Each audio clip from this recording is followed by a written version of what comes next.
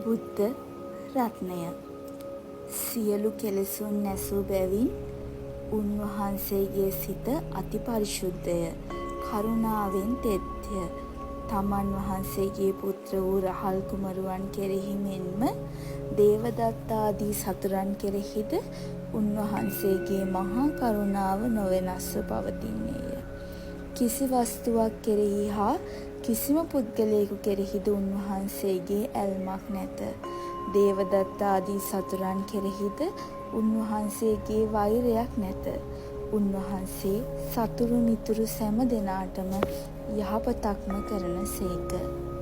උන්වහන්සේ අතීනානාගත වර්තමාන යන කාලත්‍රයට අයත් වූද කාලමුක්ත වූද සියල්ල දත්සේක. උන්වහන්සේගේ දිවසට කොතරම් දුර තිබෙන දෙයක් වුවද කොතරම් සියුම් දෙයක් වුවද පෙනෙන්නේය. උන්වහන්සේගේ දිව කනට ඊතා දුර ශබ්ද හා පියවි කනට නොඇසෙන ශබ්දද මැනවින් ඇසෙන්නේය. උන්වහන්සේට අනුන්ගේ සිත්, අනුන්ගේ අදහස්, අනුන්ගේ ගතිගුණ පෙනෙන්නේය. මැරෙන්නන් උපදින තැන් පෙනෙන්නේය. ඒ ඉපදීම් වලට හේතු වන පින්පව් පෙනෙන්නේය. උන්වහන්සේගේ 이르දිය ඊතා ආශ්චර්යවත්ය. උන්වහන්සේට දියගිනි, සුළං ආදී ඕනෑම දෙයක් සිතින්ම මැවිය හැකිය. කැමැති වෙසක් මවාගත හැකිය.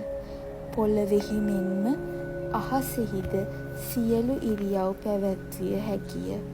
ජලයෙහිද පොළොවෙහි මෙන් සියලු ඉරියව් පැවැත්විය හැකිය. වක්කල අතක් දිගු කරන්නාක් මෙන් සැනකින් ලෝකයේ ඕනෑම තැනකට යා හැකිය.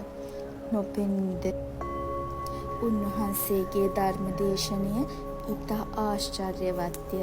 දහම් දෙසන්නා වූ උන්වහන්සේගේ මුහුණ සතර දිශාවෙහිම සිට දහම් අසන සෑම දෙනාටම නොවෙනස්ව පෙනෙන්නේය. උන්වහන්සේ විසින් එකම භාෂාවකින් කරන දේශනය අසන සෑම දෙනාටම තම තමන්ගේ භාෂාවෙන් තේරෙන්නේය. උන්වහන්සේගේ හඬ ඊතා මිහිරිය. මිනිස් හඬට බිය වී පලා යන වනසත්තුද උන්වහන්සේගේ මිහිරි හඬ සතුටින් අසාගෙන සිටිති. උන්වහන්සේගේ හඬසේ මිහිරි කටහඬක් තබා තූර්ය නාදයකුදු නැත. උන්වහන්සේගේ මේ මధుර ස්වරය බණ අසන පිරිසෙන් පිටතටද නොපැතිරෙන්නේය. බණ අසන්නවුන් ලොව පුරා සිටියත් සැමටම ඇසෙන්නේය. උන්වහන්සේ යමක් ප්‍රකාශ කළේ නම් එය එසේමය. උන්වහන්සේට වැරදීම් නැත. නිහතමානී වූයේ භාග්‍යවතුන් වහන්සේ මිනිසුන්ගේ උසස් පහත් පොහොසත් දුප්පත්කම් ගැන නොසලකන සේක. උන්වහන්සේ කෝශලාදී නාරේන්ද්‍රයන්ගේ මාලිගාවන්ට මෙන්ම කරුණක් ඇත්වී නම් රොඩී කුප්පායමටද වඩිනාසේක. උන්වහන්සේ වැදුම් පිදුම් කළ යුත්තන් අතුරෙන් අග්‍ර වූ සේක. රේරුකාරාණි චන්ද්‍රවිමල මහනා හිමියන්ගේ බෞද්ධයාගේ අත්පොත පොතින් උපුටා ගන්නකි.